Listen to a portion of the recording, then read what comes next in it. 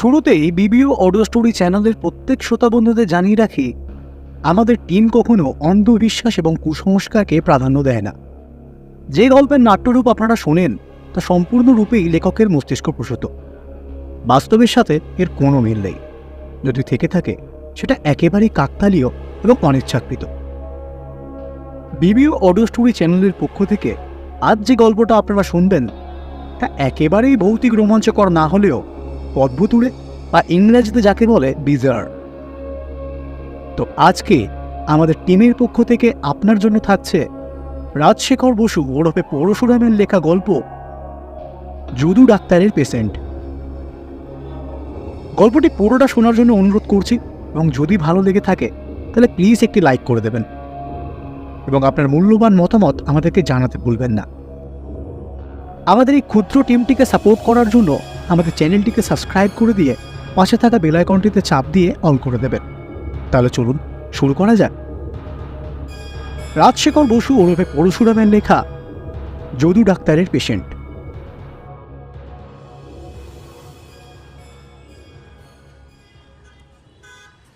ক্যালকাটা ফিজিসার্জি ক্লাবের সাপ্তাহিক সান্ধ্য বৈঠক বসেছে। আজ বক্তৃতা দিলেন doctor Harish Chakladar, MD, LRCP, MRCS. মৃত্যুর লক্ষণ সম্বন্ধে তিনি অনেকক্ষণ ধরেই অনেক কথা বললেন। 4-5 ঘন্টা শ্বাসরোধের পরেও আবার নিঃশ্বাস পড়ে, ফাঁসির পরেও কিছুক্ষণ হৃদস্পন্দন চলতে থাকে, 2 হাত 2 পা কাটা গেলেও এবং দেহের অর্ধেক রক্ত বেরিয়ে গেলেও মানুষ বাঁচতে পারে ইত্যাদি।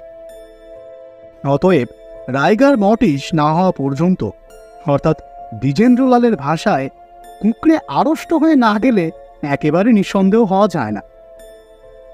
বক্তৃতা শেষ হলে যথারীতি ধন্যবাদ দেওয়া হল। কেউ কেউ নানা রকম মন্তব্যও করলেন। বক্তার সহপাঠী ক্যাপ্টেন বেনি দত্ত বললেন, ওহে হরিশ, তুমি বড্ড হাতে রেখে কথা বলেছো মাইরি। আসল কথা হচ্ছে ধর থেকে মুন্ডু আলাদা না হলে নিশ্চিত হওয়া যায় না। আরে ওই শিবপুরে দশরথ কুণ্ডুর কথা শোনোনি বুঝি? বুড়ো হার কঞ্জুস, অগাধ টাকা, মরবার নামটি নেই। ছেলে রামচাঁদ হতাশ হয়ে পড়ল। অবশেষে একদিন বুড়ো মুখ থুবড়ে পড়ে গেল। নিঃশ্বাস বন্ধ হলো, নাড়ি থামলো, শরীর হিম হয়ে ছিটকে গেল। ডাক্তার বললে, আর ভাবনা নেই রামচাঁদ, তোমার বাবা নিতান্তই মরেছেন। রামচাঁদ ঘটা করে বাপকে খাটে নিয়ে গেল, বিস্তর চন্দন কাঠ দিয়ে চিতা সাজালে। তারপর যেমনি খড়ের নুড়ো জেলে মুখাগ্নি করতে যাবে অমনি পুরো উঠে বসলো। হ্যাঁ, এসব কি বলেই ছেলের গালে এক চর। সবাই ভয়ে পালালো। বুড়ো ঘটঘট করে বাড়ি ফিরে এসে ঘটককে ডাকিয়ে এনে বললে, রেমোকে ত্যায্যপুত্র করলুম, আমার জন্য একটা পাত্রী দেখো। কি মুশকিল। সভাপতি ডাক্তার যদুনন্দন গড়গড়ি একটা ইজি চেয়ারে শুয়ে নাক ডাকিয়ে ঘুমুচ্ছিলেন। এনার বয়স এখন 90। শরীর ভালোই আছে, তবে কানে একটু কম শোনেন আর মাঝে মাঝে খেয়াল দেখে আবল তাবল বকেন। ইনি কোথায় ডাক্তারি শিখেছিলেন, কলকাতায় কি বোম্বাইয়ে কি রেঙ্গুনে, তা লোকে জানে না। কেউ বলে ইনি সেকেলে ভিএলএমএস, কেউ বলে ওসব কিচ্ছু নন, উনি হচ্ছেন খাঁটি হেমার ব্র্যান্ড, অর্থাৎ হাতুড়ে। তবে নিন্দুকেরা যাই বলুক, এককালের অসংখ্য পেশেন্ট ছিল। সাধারণ লোকে একে খুব বড় সার্জেন্ট মনে করত। প্রায় 25 বছর প্র্যাকটিস ছেড়ে দিয়ে তিনি এখন ধর্মকর্ম, সাধুসঙ্গ আর শাস্ত্রচর্চা নিয়েই কাটাচ্ছেন। ক্লাবের বাড়িটি ইনিই করে দিয়েছেন, সেই জন্য কৃতজ্ঞ সদস্যগণ একে আজীবন সভাপতি নির্বাচিত করেছেন। সকলেই একে শ্রদ্ধা করেন, আবার আড়ালে ঠাট্টাও করেন। হাসির শব্দে ডাক্তার যদুনন্দন গড়গড়ির ঘুম ভেঙে গেল। মিটমিট করে তাকিয়ে প্রশ্ন করলেন, ব্যাপারটা কি? হরিশ চাকলাদার বললেন, আগে বেনি বলেছে ধর থেকে মুন্ডু আলাদা না হলে মৃত্যু সম্বন্ধে নিশ্চিত হওয়া যায় না। যদু ডাক্তার বললেন, এই বেনিটাই চিরকেলের মুখ্য। বিলেত থেকে ফিরে এসে মনে করেছে ও সব জানতা হয়ে গেছে। জীবন মৃত্যুর তুমি কতটুকু জানো হে ছোকরা? ক্যাপ্টেন বেনি দত্ত ছোকরা নন, বয়স 40 পেরিয়েছে। হাত জোর করে বললেন, কিছুই জানি না স্যার, আমি ওই তামাশা করে বলছিলুম। তামাশা? মরণ বাতন নিয়ে তামাশা। যদু ডাক্তার চিরকালই দুর্মুখ। তার অত পসার হওয়ার এও একটা কারণ। লোকে মনে করত রোগী আর তার আত্মীয়দের যে ডাক্তার বেপরোয়া ধমক দেয় সে সাক্ষাৎ ধন্বন্তরী। বয়স বৃদ্ধির ফলে তার মেজাজ আরও খিটখিটে হয়েছে, কিন্তু তার কটু বাক্যে কেউ কখনো রাগ করে না। তাকে শান্ত করবার জন্য ডাক্তার অশ্বিনী কুমার সেন এমবিবিএস কবিরত্ন বৈদ্যশাস্ত্রী বললেন, স্যার, আজকে সাবজেক্ট সম্বন্ধে আপনি কিছু বলুন। যদু ডাক্তার বললেন, আমার কথা তোমরা এখন বিশ্বাস করবে কেন? আমার তো এখন ডোটেজ, যাকে বলে ভীমরতি। অশ্বিনী সেন বললেন, সে তো মহাভাগ্যের কথা। ৭৭ বছরে সপ্তম মাসে সপ্তম রাত্রির নাম ভীমরতি। আপনি তা বহুকাল পার হয়েছেন। আমাদের শাস্ত্রে বলে, এই দস্তুরা রাত্রি অতিক্রম করে যিনি বেঁচে থাকেন তারই প্রতিদিনই যোগ্য। তার চলাফেরা বিষ্ণু প্রদক্ষিণের সমান। তার বাক্যই মন্ত্র, নিদ্রায় ধ্যান। যে অন্ন খান তাই সুধা। আপনার কথা বিশ্বাস করব না, সে কি আর একটা কথা হলো নাকি? কিন্তু ওই বেনি কাপ্তান, ও কি বিশ্বাস করবে? বেনি দত্ত আবার হাত জোড় করে বললেন, আরে নিশ্চয়ই করব স্যার, যা বলবেন তা বেদ বাক্য বলে মেনে নেব। যদু ডাক্তার প্রসন্ন হয়ে বললেন, নেহাত যদি শুনতে চাও তো শোনো, কিন্তু তোমরা হয়তো ভয় পাবে। বেনি দত্ত বললেন, যদি ভুতুড়ে কাণ্ডফাণ্ড না হয় তাহলে আবার ভয় পাবো কেন স্যার? না না, ভূতরে নয়, কিন্তু যে কেস হিস্ট্রি বলছি তা অতি ভীষণ। অথচ এতে শুধু সার্জারির ক্লাইম্যাক্স নয়, প্রেমের পরকাশটাও পাবে। বাহ, বিভীষিকা, সার্জারি আর প্রেম, এর চাইতে ভালো কম্বিনেশন হতেই পারে না। আপনি আরম্ভ করুন স্যার, আরম্ভ করুন। আমরা আমরা শোনার জন্য ছটফট করছি। ডাক্তার যদুনন্দন গড়গড়ি বলতে লাগলেন, প্রায় ৩৫ বছর আগের কথা। তখন তোমাদের ওই সালফা পেনিসিলিন আর ওই স্টেপটোরোনাটেরা কি বলে গিয়া, ওই সব রেওয়াজ হয়নি। কারোর বাড়িতে অপারেশন হলে আয়োডোফর্মের খোসবায়ে পাড়া শুদ্ধ মাত হয়ে যেত। লোকে বুঝত, হ্যাঁ, চিকিৎসা হচ্ছে বটে। আমি তখন কালীঘাটে বাস করতুম। আমার বাড়ির কাছে এক তান্ত্রিক সিদ্ধ পুরুষ থাকতেন, নাম বিঘোরানন্দ। তিনি কামরূপ, কামাখ্যায় আর তিব্বতে সাধনা করেছিলেন। ভক্তরা তাকে বিঘোর বাবা বা শুধু বাবা ঠাকুরই বলতো। বয়স ৬০-৬৫, লম্বা চওড়া, ঘোর কালো রং, এক মুখ দাড়ি গোপ দেখলেই ভক্তিতে মাথা নিচু হয়ে আসে। আমি তার কারবাঙ্গাল অপারেশন করেছিলাম। একটু চাঙ্গা হবার পর এক গোছা নোট আমার হাতে দেওয়ার চেষ্টা করলেন। হাত টেনে নিয়ে আমি বললুম, করেন কি? আপনার কাছে কি আমি ফি নিতে পারি? বিঘোর বাবা একটু হেসে বললেন, তুমি না নিলেও ও টাকা তোমার হয়ে গিয়েছে। কথাটার মানে তখন বুঝতে পারিনি। তাকে নমস্কার করে বিদায় নিল। বাড়ি ফিরে এসে পকেটে হাত দিয়ে দেখি একটা ভূর্জপত্রের মোড়কে 10টা গিনি রয়েছে। বুঝলুম বিঘোর বাবার দান তার অলৌকিক শক্তিতে আমার পকেটে চলে এসেছে। তারপর থেকেই মাঝে মাঝে তার কাছে যেতুম, নানা রকম আশ্চর্য তত্ত্ব কথা শুনতুম। বছর খানেক পরে তিনি কালীঘাট থেকে চলে গেলেন। তার একজন বড় ভক্ত ত্রিবেণীর কাছে গঙ্গার ঘাটে একটি আশ্রম বানিয়ে দিয়েছিলেন। সেখানেই তিনি গিয়ে রইলেন। একাই থাকতেন, তবে ভক্তরা মাঝে মাঝে তাকে দেখতে যেত। তারপর 2 বৎসর তার সঙ্গে আমার আর দেখা হয়নি, খবরও কিছু পাইনি। একদিন বেলা 12টায় বাড়ি ফিরে এসেছি।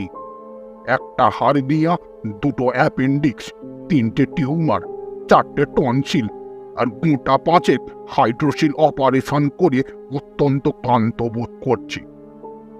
নাওয়া খাওয়ার পর স্ত্রীকে বললুম, আমি বিকেল 4টে পর্যন্ত ঘুমোবো। খবরদার কেউ যেন না ডাকে। কিন্তু ঘুমোবার জো কি আর আছে? ঘন্টা কানেক পরে ঠেলা দিয়ে গিন্নি বললেন, ওগো, শুনছ? একটা জরুরি তার আছে। বললুম, ছিঁড়ে ফেলে দাও।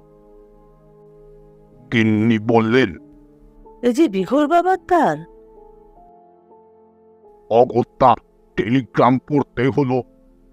লিখেছেন, এখনই চলে এসো, মোস্ট আর্জেন্ট কেস।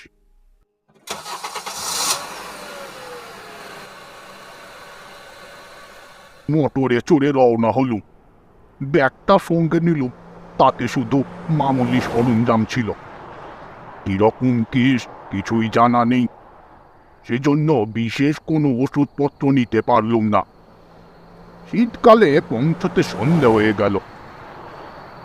বিকোর বাবার আশ্রমটি ত্রিবেণীর কাছে কাকমারি গ্রামে গঙ্গার ধারে। খুব নির্জন স্থান, কাছাকাছি লোকালয় নেই। গাড়ি থেকে নেমে আশ্রমের আগর ঠেলে ভিতরে ঢুকতেই বিগোর বাবার সঙ্গে দেখা। পরনে লাল চেলির জোর, কপালে চন্দনের ফোঁটা, পায়ে খড়ুম, উকো হাতে দাঁড়িয়ে দাঁড়িয়ে তামাক খাচ্ছেন। আমাকে দেখে বললেন, এসো ডাক্তার, যাক নিশ্চিন্ত হওয়া গেল। আর কোনো ফ্যাসাদ হয়নি? আমি প্রণাম করে জিজ্ঞেস করলুম। পেশেন্টকে কি হয়েছে? বললেন, ঘরের ভেতরই এসো, সচক্ষে দেখলেই বুঝবে। ঘরটি বেশ বড়, কিন্তু আলো অতি কম। এক কোণে পিল সূর্যের মাথায় পিডিম জ্বলছে, তাতে কিছুই স্পষ্ট দেখা যাচ্ছে না। একটু পরে দৃষ্টি খুললে নজরে পড়ল ঘরের এক পাশে একটা তক্তপোষ। বোধ হয় বিগোর বাবা তাতেই শোন। আর এক পাশে মেঝেতে একটা মাদুরের উপর দুজন পাশাপাশি চিত হয়ে শুয়ে চোখ বুজে আছে। একখানা কম্বল দিয়ে সমস্ত শরীর ঢাকা, শুধু মুখ দুটোই বেরিয়ে আছে। একজন পুরুষ, জোয়ান বয়স, বোধহয় 25, মুখে দাড়ি গো, মাথায় ঝাঁকড়া চুল। আর একজন মেয়ে, বয়স আন্দাজ 20, কালো কিছু সস্ত্রে, ওটি বাঁধা খোপা, সিঁথিতে সিঁদুর। জিজ্ঞাসা করলুম, স্বামী স্ত্রী? বিকোর বাবা উত্তর দিলেন, প্রেমিক প্রেমিকা। কি হয়েছে এদের? নিজেই দেখো না। স্টেথোস্কোপটি গলায় ঝুলিয়ে হেঁট হয়ে কম্বলখানা আস্তে আস্তে সরিয়ে ফেললুম। তারপরেই এক লাফে পিছনে ছিটকে এলুম। কম্বলের নিচে কিচ্ছু নেই, শুধু দুটো মুন্ড পাশাপাশি পড়ে আছে। ভয়ও হলো, রাগও হলো। বিকোর বাবাকে বললুম, আমাকে এইরকম বিভীষিকা দেখাবার মানে কি? এ তো ক্রিমিনাল কেস, যা করতে হয় পুলিশ করবে, আমার কিছু করবার নেই। কিন্তু আপনি যে মহা বিপদে পড়বেন। বাবা একটু হাসলেন। তারপর দেখলুম মুন্ডটা পিট পিট করে তাকিয়ে চুচি পড়ে বলছে, মরিনি ডাক্তার বাবু। মেয়ে মুন্ডটাও ডাইনে পায়ে একটু নড়ে উঠল। ডিসেকশন রুমে বিস্তর মরা গেটেছি, হরেক রকম বিবর্ষ লাশ দেখেছি, কিন্তু এমন ভয়ঙ্কর পিলে চমকানো ব্যাপার কখনো দৃষ্টিগোচর হয়নি। আমি আঁতকে উঠে পড়ে যাচ্ছিলুম। বিকোর বাবা আমাকে ধরে ফেলে বললেন, ভয় গড়গড়ি ডাক্তার, ভয় নেই ভয় নেই, মুন্ডু কাটা গেছে, কিন্তু আমি এদের বাঁচিয়ে রেখেছি। তা মৃত সঞ্জীবনী বিদ্যা শুনেছ? তার প্রভাবের এখনো বেঁচে আছে। সেই শীতে আমার গা দিয়ে ঘাম ঝরছিল, কোনো রকমে নিজেকে সামলে নিয়ে বললুম, এতে ধর কোথায় গেল? ওই যে ওই কোনাটায় কম্বলের নিচে পাশাপাশি শুয়ে আছে। করে বাবা আমার হাতটা ধরে টেনে নিয়ে গিয়ে বললেন, এই যে এই ধর দুটো বাঁচিয়ে রেখেছি, দেখো না তোমার চোঙা লাগিয়ে। স্টেথোস্কোপের দরকার হলো না, বুকে হাত দিয়ে দেখলুম হার্ট আর লাংস ঠিক চলছে, তবে একটু ধিমে। বিগর বাবাকে বললুম, ধন্য আপনার সাধনা বাবা, বিলিতি বিজ্ঞানের মুখে আপনি জুতো মেরেছেন। কিন্তু এতই যদি পারেন তবে ধর আর মুন্ডুটা আলাদা রেখেছেন কেন? জুড়ে দিলেই তো ডাটা চুকে যায়।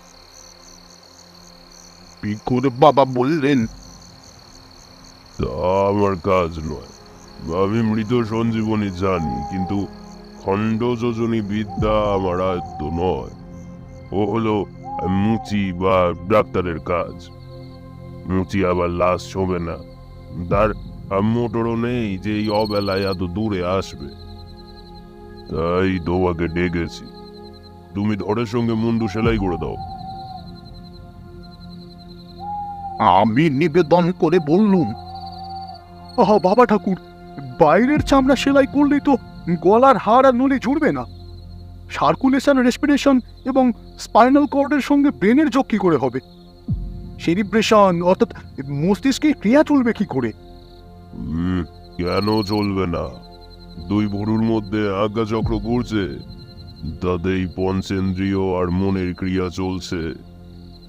কাটা মুন্ডু কথা কয়েছে, তা তো তুমি সবর্ণে শুনেছ। কোনো চিন্তা নেই, তুমি সেলাই করে গেল। আমি বললুম, সেলাইয়ের উপযুক্ত বাঁকা সূচ আর ওই ক্যাটগট তো আমার সঙ্গে নেই। আর সেপসিস অর্থাৎ ওই পচ বন্ধ করবো কি করে? তোমাকে একটা গনসুচ আর সুতলি দড়ি দিচ্ছি, পচবার ভয় নেই। দেখছো না কাটা জায়গায় গঙ্গা মাটি লেপন করে দিয়েছি, ওই কাদা শুদ্ধ সেলাই করে দাও। বড়ই মুশকিলে পড়া গেল। আয়োজন কিছুই নেই, অ্যাসিস্ট্যান্ট নেই, নার্স নেই, অপারেশন টেবিল নেই, আলো পর্যন্ত নেই। অথচ বিগড়ানন্দ আমাকে এমন সার্জারি করতে বলছেন যা কোশ্মিনকালে কোথাও হয়নি। ক্যাপ্টেন বেনি দত্ত বললেন, হয়েছিল স্যার, গজানন গণেশ আর অজানন দক্ষ। আরে তারা হলেন দেবতা। আচ্ছা বেনি, আজকাল বড় অপারেশনের আগে তোমরা নাকি হরেক রকম টেস্ট করাও? আগে হ্যাঁ হ্যাঁ, তা তো করাতেই হয়। ওই ব্লাড প্রেশার, রাড কাউন্ট, তারপর গিয়ে blood sugar, X ray photo, cardiogram প্রভৃতি মামুলি রুটিন টেস্ট তো আছেই। তাছাড়াও নন প্রোটিন নাইট্রোজেন, তারপর গিয়ে হলো গিয়ে টোটাল হেভি হাইড্রোজেন, বডি ফ্যাটের আয়োডিন ভ্যালু, তারপর গিয়ে হাড়ের ইলাস্টিসিটি, দাঁতের রেডিও অ্যাক্টিভিটি, চামড়ার স্পেকট্রোগ্রাম, এসবও দেখা দরকার। অধিকন্তু রোগী আর তার আত্মীয়দের ইন্টেলিজেন্স কোশন টেস্ট করালে খুব ভালো হয়। মানে শাঁসালো পেশেন্ট হলে অন্তত 20 জন স্পেশালিস্টের রিপোর্ট নেওয়া চাই। আর গরিব পেশেন্টকে বলে দিই, উঁচু দরের চিকিৎসা তোমার সাধ্য নয় বাপু, দাতব্য হোমিওপ্যাথিক খাও গিয়ে, না হয় 5 শিকের মাদুলি ধারণ করো। যদু ডাক্তার বললেন, আমাদের আমলে অত সব ছিল না। জীব আর নারী, থার্মোমিটার আর স্টেথোস্কোপ, এতেই যা করে। আর এই দুই পেশেন্টের তো চূড়ান্ত অপারেশন মুন্ডুচ্ছেদ আগেই হয়ে গেছে, এখন টেস্ট করা বৃথা। যাক, তারপর যা হয়েছিল শোনো। আমাকে দ্বিধাগ্রস্ত দেখে বিকরানন্দ আমার কাঁধে হাত দিয়ে বললেন, অত মাথা ঘামিও না ডাক্তার, শুধু সেলাই করে দাও, বাকিটুকু কোলকুণ্ডলিনী নিজেই করে নেবে। আমি বললুম, বাবা ঠাকুর, ধরের সঙ্গে মুন্ডু সেলাই করা সার্জেনের কাজ নয়, থিয়েটারের বাবা মুস্তাফার কাজ। বেশ, আপনার আজ্ঞা পালন করব, কিন্তু এই দুইজনের হিস্ট্রি তো বললেন না, এদের এমন দশা হলো কি করে? বিকরানন্দ এই ইতিহাস বললেন। মেয়েটার নাম পঞ্চি, ওর বাপ হরি কামার, বাঁশবেড়েতে থাকে। পঞ্চির বিয়ে হয়েছে এই কাকমারি গ্রামের রমাকান্ত কামারের সঙ্গে। তা রমাকান্ত লোকটা ওদের দুর্দান্ত, দেখতে জমদূতের মতো, বদরাগী আর মাতাল। সে জমিদার বাড়িতে প্রতি বছর নবমী পুজোয় 108টা পাঁঠা, 10টা ভেড়া আর ওই গোটা 2 মোষ এক এক কোপে কাটে। পঞ্চি তাকে বিয়ে করতে চায়নি, তার বাপের টাকার লোভে জোর করে বিয়ে দিয়েছে। রমাকান্ত বজ্জাত হলেও আমাকে খুব ভক্তি করে, আমার অনেক ভাই ফরমাসও খাটে। সে পঞ্চির ওপর অকথ্য অত্যাচার করতো, আমি ধমক দিয়েও কিছু করতে পারিনি। এই রকম ক্ষেত্রে যেমন হয়ে থাকে তাই হলো। ওই যে পুরুষটার মুন্ডু দেখছো, ওর নাম জটিরাম বৈরাগী। এ তো দেশের লোক, তাই তোরা পঞ্চি? পঞ্চির মাথা ওপরে নিচে নড়ে উঠে সাই দিল। তাই জটি চোখরা কীর্তন গায়ে ভালো, তার জন্য নানা জায়গায় থেকেও ডাক আসত। জটিরাম মাঝে মাঝে এই গায়ে এলে পঞ্চির সঙ্গে দেখা করত, শেষটায় দুজনের প্রেম হয়। পঞ্চির ফুরু আর ঠোঁট একটু কুঁচকে উঠল। বিকরানন্দ বলতে লাগলেন, রমাকান্ত টের পেয়ে একদিন পঞ্চিকে বেদম মারলে, কিন্তু তাতেও কোনো ফল হলো না। তারপর গতকাল রাতে 1টার সময় আমি ঘুমিয়ে আছি, এমন সময় দরজায় ধাক্কা পড়ল। বাবা ঠাকুর, ও বাবা ঠাকুর। উঠে দরজা খুলে দেখি রামদা হাতে রমাকান্ত। আমার পায়ে পড়ে কাঁদতে কাঁদতে বলল, সর্বনাশ করেছে গো বাবা ঠাকুর, এক কোপে দুটোকে সাবার করেছে, আমাকে বাঁচান, আমাকে বাঁচান বাবা ঠাকুর। ব্যাপারটা এই, আগের দিন রমাকান্ত পঞ্চিকে বলেছিল আমি ভদ্রেশ্বর যাচ্ছি, চৌধুরী বাবুদের লোহার গেট তৈরি করতে হবে, 4-5 দিন পর ফিরব, তুই সাবধানে থাকিস। সব মিথ্যে কথা। রাত দুপুরে রমাকান্ত চুপি চুপি তার বাড়িতে এলো এবং আস্তে আস্তে ঘরে ঢুকে দেখলে পঞ্চি আর জটিরাম পাশাপাশি শুয়ে ঘুমোচ্ছে। দেখেই রামদায়ের এক কোপে দুজনের মুন্ডু কেটে ফেলল।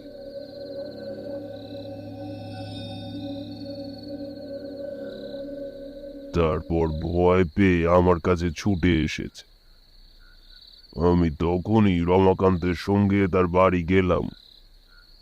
প্রথমে মৃত সঞ্জীবনী বিদ্যা প্রয়োগ করে পঞ্চি আর জটিরামের সূক্ষ্ম শরীর আটকে ফেললুম। তারপর রমাকান্তকে বললুম, তুই ধর দুটো কাঁধে করে আশ্রমে নিয়ে চল, মুন্ডু দুটো আমি নিয়ে যাচ্ছি। আশ্রমে এসে রমাকান্ত আমার উপদেশ মতো ধর এক জায়গায় আর মুন্ডু আর এক জায়গায় শুইয়ে দিল।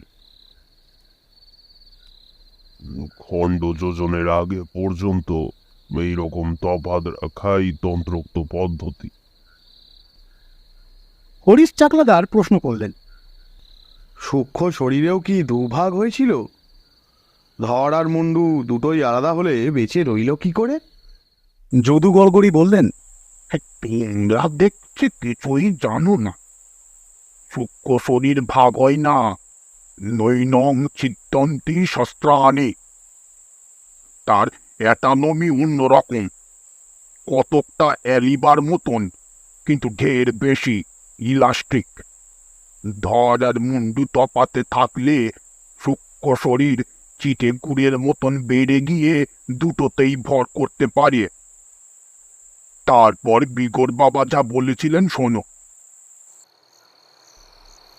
রমাকান্ত আবার আমার পায়ে পড়ে বললে, দোহাই গো বাবা ঠাকুর, আপনার পায়ে পড়ছি আমি ফাঁসিয়ে যেতে পারবো না বাবা ঠাকুর, দয়া করে আমাকে বাঁচান, বাঁচান আমাকে বাবা ঠাকুর, দয়া করে আমাকে বাঁচিয়ে নিন। আমি বললুম, তুই এখনই তোর বাড়ি গিয়ে সব রক্ত ধুয়ে সাফ করে ফেলবি, তোর রামদা গঙ্গায় ফেলে দিবি, তারপর ত্রিবেণীতে গিয়ে এই টেলিগ্রামটা পাঠাবি, তারপর গায়েব হয়ে থাকবি। 1 বছর পরে গায়ে ফিরতে পারিস। রমাকান্ত বললে, কিন্তু বাবা ঠাকুর, আপনি লাশের গতি কি করবেন বাবা ঠাকুর? পুলিশ টের পেলেই তদারক করতে আসবে, আপনাকেই আসামি বলে চালান দেবে। আমি বললুম, তোকে তা ভাবতে হবে না, যা বলছি তাই করবি। রমাকান্ত যে আগে বলে চলে গেল। আমার সেই টেলিগ্রাম পেয়ে তুমি এসেছো, এখন আর দেরি নয়, রাত 8টায় অশ্লেষা পড়বে, তার আগেই সেলাই করে ফেলো, নইলে জোর লাগবে না। গুঞ্জুটার ফটলি দিয়ে আমি সেলাই করতে যাচ্ছি, এমন সময় দেখলুম মুন্ডু দুটো ফিসফিস করে নিজেদের মধ্যে কথা বলছে। আমি যা বলছি ঠিক বলছি, তুমি চুপ করো, তুমি জানো না কিছু। ক্রমশ পঞ্চির কণ্ঠস্বর চড়া হয়ে উঠল। বিগর বাবা ধমক দিয়ে বললেন, এই বলছি চাচাদি, এখনো ঘাড়ের উপর মুন্ডু বসেনি, এর মধ্যেই গলাবাজি শুরু করেছে। পঞ্চি ডাকলো, ও বাবা ঠাকুর, একটিবার শুনুন তো। বিগর বাবা উবু হয়ে অনেকক্ষণ কান পেতে পঞ্চি আর জটিরামের কথা শুনলেন। তারপর আমাকে বললেন, ওই ডাক্তার, এরা বলছে যে জটির দরে পঞ্চির মুন্ডু আর পঞ্চির দরে জটির মুন্ডু লাগাতে হবে। আমিও ভেবে দেখলুম এই ব্যবস্থাই ভালো। স্তম্ভিত হয়ে আমি বললুম, এ কিরকম কথা বাবা ঠাকুর? মুন্ডু বদল হতেই পারে না, ভিয়েনা কনভেনশনে এর কোনো স্যাংশনই নেই। এমন অপারেশন মোটেই এথিক্যাল নয়, আমাদের প্রফেশনাল কোডের একদম বাইরে। বিগর বাবা বললেন, আরে রেখে দাও তোমার কোট, পঞ্চি যদি নিজের ধর আর মুন্ডু নিয়ে বেঁচে ওঠে তবে সে আবার রমাকান্তর কবলে পড়বে। মুন্ডু বদল করলে মেয়েদের নবকলেবর হবে, কোনো গোলযোগের ভয় থাকবে না। আর একটা মস্ত লাভ এই হবে যে কখনো এদের ছাড়াছাড়ি হবে না।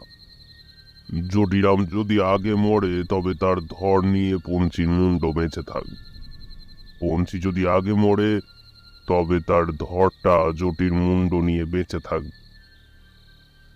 এই পঞ্চিটা অত্যন্ত চালাক, এর মাথা থেকে এই বুদ্ধি বেরিয়েছে। জটিরাম হচ্ছে হাঁদারাম, কালই আমি বৈরাম মধ্যে এদের বিয়ে দেব, আমার আশ্রমে এরা বাস করবে। আমি প্রশ্ন করলুম, ধর আর মুন্ডু বদল হলে পঞ্চিকে জটিরামকে স্থির হবে কি করে? বিগর বাবা বললেন, মাথাই হলো উত্তমাঙ্গ, মাথা অনুসারেই লোকের নাম হোক, ধর যারই হোক। এরপর আর আপত্তি করা চলে না। অগত্যা খণ্ড যোজনের জন্য প্রস্তুত হল। অ্যানাস্থেটিক দরকার হলো না। বিগর বাবা মাথায় আর গলায় হাত বুলিয়েই অসাড় করে দিলেন। কিন্তু ভ্রতা দংসুচ আর এই খসখসে পাটের সুতল দিয়ে চামড়া ফোঁড়া গেল না। বিগর বাবা বললেন, এই নাও, এই পিরিম থেকে রেডি তেল নিয়ে ছুঁচে আর সুতোয় ভালো করে মাখিয়ে নাও। তাই নিল। লুব্রিকেট করার পর কাজ সহজ হলো। 8 ঘন্টার মধ্যে মুন্ডুর সঙ্গে ধর সেলাই করে ফেললুম। তারপর ভিকর বাবাকে বললুম, এখন এদের শরীরে কিছু তাজা রক্ত পুড়ে দেওয়া দরকার। অভাবে 25 শিশি গ্লুকোজ স্যালাইন, কিন্তু এই পোড়া গায়ে জোগাড় হবে কি করে? যদি নেহাতি বেঁচে থাকে তবে এরপর কিছুদিন লিভার এক্সট্যান্ট, রসের পিল আর এই ভিগারুজিন খাওয়াতে হবে, নইলে এ গায়ে জোর বাড়বে না। ভিকর বাবা বললেন, ওসব ছাই ভস্য চলবে না বাবু। এখন এরা সমস্ত রাত ঘুমোবে। কাল সকালে জেগে উঠলে ঝোলা গুড় দিয়ে খান কতক রুটি পথ্য করবে। তারপর বেলা হলে পঞ্চি ভাত চড়িয়ে দেবে আর লঙ্কা বাটা দিয়ে কাঁকড়া চচ্চড়ি রাঁধবে। তাতেই বলবান হবে। জটিরা আবার গাঁজা খায়, নয় রে জটে? জটিরাম দাঁত বের করে বললেন। ভিকর বাবা বললেন, বেশ তো, কাল সকালে আমার প্রসাদী চিলিমে 2-1 টান দিস। এখন সব চলবে না। গলার জোর পোক্ত হতে 4-5 ঘন্টা সময় লাগবে। এখন খেলে সেলাইয়ের ফাঁক দিয়ে সব ধোঁয়া বেরিয়ে যাবে। দেখো ডাক্তার, তোমার ফি কিছু দেব না। আজ তুমি যা দেখলে তারই দাম লাখ টাকা। আমি উত্তর দিলুম, তাতে কোনো সন্দেহ নেই বাবা, আমার চক্ষু কর্ণ সার্থক হয়েছে, অহংকার চূর্ণ হয়েছে আমার, গা দিয়ে ঘাম ছুটছে, আগা পাঁচতলা রোমাঞ্চিত হচ্ছে। আমি ধন্য হয়ে গেছি বাবা। এখন অনুমতি দিন, আমি বাড়ি ফিরে যাই। 2 ডোজ ব্রোমাইড খেয়ে নাক ঠান্ডা করে শুয়ে পড়ি। এই বলে প্রণাম করে সেই রাত্রেই কলকাতায় ফিরে এলুম।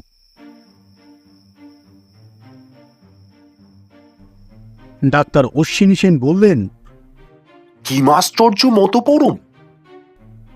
ডাক্তার হরিশ চাকলাদার বললেন, ফ্লেভার গেস্টিং মিরাকেল। ক্যাপ্টেন বেনি দত্ত বললেন, অতি খাসা। পরকীয়া প্রেমের এমন পারফেক্ট পরিণাম বৈষ্ণব সাহিত্যেও নেই। আর সিম্বায়োসিসের এমন চমৎকার দৃষ্টান্ত বায়োলজির কেতাবেও পাওয়া যায় না। আচ্ছা স্যার, নায়ক নায়িকার তো একটা হিলে লাগিয়ে দিলেন, কিন্তু রমাকান্তর কি হলো? ডাক্তার যদুনন্দন গড়গড়ি বললেন, শুনেছি 1 বছর পরে সে চুপি চুপি ভিকর বাবার আশ্রমে এসেছিল, কিন্তু জটি আর পুঞ্চিকে দেখে ভূত পেতনি মনে করে তখনই ভয়ে পালিয়ে যায়। তারপর থেকে সে নিরুদ্দেশ। আহা, তার জন্য দুঃখ হয়। বেচারা খুন করেও বউকে সায়স্তা করতে পারল না। নামটাই যে অপয়া। ডাইনে বাঁয়ে যেদিক থেকে পড়ুন পাবেন রমাকান্ত কামার। আমাদের সুবল বসুও তার দুমুখ নামের জন্য উন্নতি করতে পারছে না। আচ্ছা, তারপর আর কখনো আপনি পঞ্চি আর জটিরামকে দেখেছিলেন? দেখেছিলুম। 2 বছর পরে ভিকর বাবা চিঠি লিখলেন, মাঘ সংক্রান্তির দিন জটি আর পঞ্চির ছেলের অন্নপ্রাশন, তুমি অবশ্যই আসবে।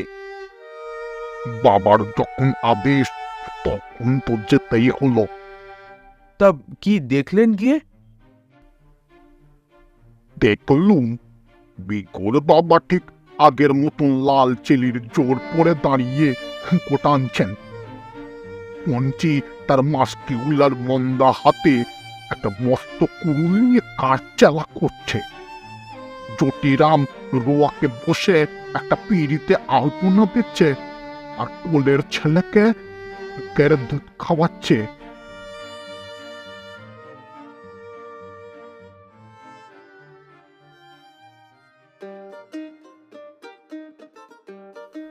শুনছিলেন রাজশেখর বসু ওরফে পরশুরামের কলমে যদু ডাক্তারের পেশেন্ট। আজ গল্প পাঠ যুবক ও বৃদ্ধ যদু ডাক্তার এবং জটিরামের ভূমিকায় আমি সুমন। এছাড়াও ক্যাপ্টেন বেনি দত্তের ভূমিকায় প্রীতম। ডক্টর হরিশ চাকলাদারের ভূমিকায় বিনায়ক, অশ্বিনী কুমার সেন তন্ময়, বিগল বাবার ভূমিকায় দীপ, যদু ডাক্তারের স্ত্রীর ভূমিকায় উমা মজুমদার মহাশয়া, রমাকান্তর ভূমিকায় অগ্রজ এবং পঞ্চির ভূমিকায় পম্পা। গল্পটি কেমন লাগলো তা অবশ্যই আমাদেরকে কমেন্ট করে জানাবেন। যদি গল্পটি ভালো লাগে তাহলে একটি লাইক করে দেবেন এবং আমাদের এই ক্ষুদ্র চ্যানেলটির পাশে থাকার জন্য আমাদের চ্যানেলটিকে সাবস্ক্রাইব করে দিয়ে পাশে থাকা বেল আইকনটিতে চাপ দিয়ে অল করে দেবেন। ফিরে আসবো আগামী সপ্তাহে আরও একটি রোমাঞ্চকর গল্প নিয়ে। ধন্যবাদ, ভালো থাকবেন।